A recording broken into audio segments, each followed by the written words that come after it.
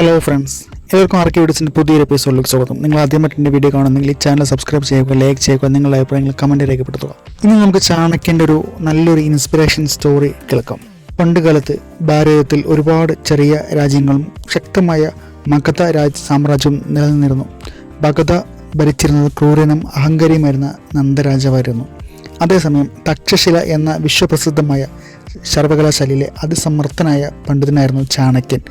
വിഷ്ണുഗുപ്തമെന്നും കൗട്ടില്യമെന്നും ഇദ്ദേഹം അറിയപ്പെട്ടിരുന്നു. ചാണക്യൻ ബുദ്ധിയിലും തന്ത്രങ്ങളിലും അഗ്രഗണ്യനായിരുന്നു. രാജ്യത്തിൻ്റെ നിലനിൽപ്പിനും ജനങ്ങളുടെ ക്ഷേമത്തിനും എപ്പോഴും പ്രാധാന്യം നൽകിക്കൊണ്ടിരുന്ന ഒരു ദേശസ്നേഹിയായിരുന്നു അദ്ദേഹം.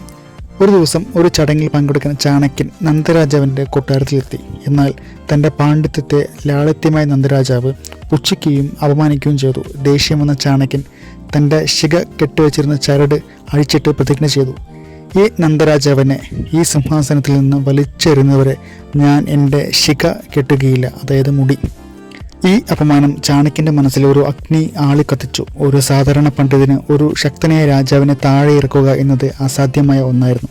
പക്ഷേ ചാണക്യൻ തൻ്റെ പ്രതിജ്ഞയിൽ ഉറച്ചു നിന്നു. ഒരു പുതിയ നേതാവിനായുള്ള അന്വേഷണം ചാണക്യൻ ആരംഭിച്ചു. നന്ദരാജാവിനെ താഴെ ഇറക്കാൻ തനിക്ക് ഒറ്റയ്ക്ക് കഴിയില്ലെന്ന് ചാണക്യന് അറിയാമായിരുന്നു. അതിന് ശക്തനായ ഒരു സൈന്യാധിപനെ ആവശ്യമാണ്. അങ്ങനെയിരിക്കെ കാട്ടിലൂടെ യാത്ര ചെയ്യുമ്പോൾ അദ്ദേഹം ഒരു കൂട്ടം കുട്ടികൾ കളിക്കുന്നത് കണ്ടു. ഒരു കുട്ടി രാജാവിനെ പോലെ സിംഹാസനത്തിലിരുന്ന് മറ്റു കുട്ടികൾക്ക് നീതി നടപ്പാക്കുന്നു. ആ കുട്ടിയുടെ നേതൃത്വ ഗുണവും നീതിബോധവും ചാണക്യനെ ആകർഷിച്ചു. ആ കുട്ടിയായിരുന്നു ചന്ദ്രഗുപ്തൻ, ഒരു സാധാരണ ഗോത്രത്തിൽ ജനിച്ചവൻ. ചാണക്യൻ ചന്ദ്രഗുപ്തൻ്റെ കഴിവുകൾ തിരിച്ചറിഞ്ഞു. അവനെ തൻ്റെ ശിഷ്യനാക്കി തക്ഷശിലയിൽ കൊണ്ടുവന്ന് വിദ്യാഭ്യാസം നൽകി. ആയോധന കലയിലും തന്ത്രങ്ങളിലും രാഷ്ട്രീയത്തിലും അദ്ദേഹം ചന്ദ്രഗുപ്തനെ പരിശീലിപ്പിച്ചു. ചാണക്യൻ തൻ്റെ പ്രതിജ്ഞ നിറവേറ്റാനുള്ള ഉപകരണം ചന്ദ്രഗുപ്തനിലൂടെ കണ്ടെത്തുകയായിരുന്നു എന്ന് വേണമെങ്കിൽ പറയാം. തന്ത്രങ്ങളും വെല്ലുവിളികളും ചാണക്യൻ മെനയാൻ തുടങ്ങി. നന്ദരാജാവിനെ നേരിടുക എന്നത് എളുപ്പമായിരുന്നില്ല. അദ്ദേഹത്തിന് നല്ലൊരു സൈന്യമുണ്ടായിരുന്നു. ചാണക്യൻ ചെറിയ സൈന്യത്തെ ഉപയോഗിച്ച് നന്ദരാജാവിൻ്റെ സാമ്രാജ്യത്തെ നേരിടാൻ പലതവണ ശ്രമിച്ചു, പക്ഷേ പരാജയപ്പെട്ടു. സൈനികർക്ക് ഭക്ഷണം കിട്ടാതെയും പലപ്പോഴും തോൽവികൾ ഏറ്റുവാങ്ങേണ്ടി വന്നു. ഒരു ദിവസം വിശന്നു വലഞ്ഞ ചാണക്യൻ ഒരു വീട്ടിൽ അഭയം തേടി. അവിടെ ഒരു സ്ത്രീ തൻ്റെ കുട്ടിക്ക് ചൂടുള്ള കഞ്ഞി വിളമ്പുന്നത് കണ്ടു. കുട്ടി കഞ്ഞിയുടെ നടുവിൽ കൈയിട്ടപ്പോൾ കൈപൊള്ളി. അപ്പോൾ ആ സ്ത്രീ പറഞ്ഞു, നീ എന്താ ചാണക്യനെ പോലെയാണല്ലോ ചെയ്യുന്നത്?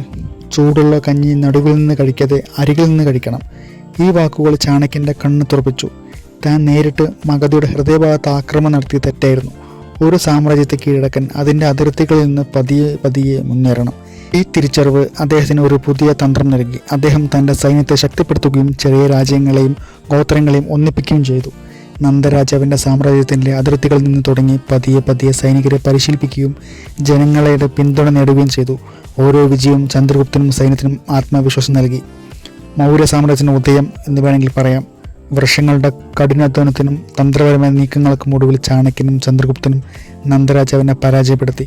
അങ്ങനെ ചന്ദ്രഗുപ്ത മൗര്യൻ മഗധയുടെ സിംഹാസനത്തിൽ കയറുകയും ഭാരതത്തിലെ ഏറ്റവും വലിയ സാമ്രാജ്യങ്ങളിലൊന്നായ മൗര്യ സാമ്രാജ്യം സ്ഥാപിക്കുകയും ചെയ്തു.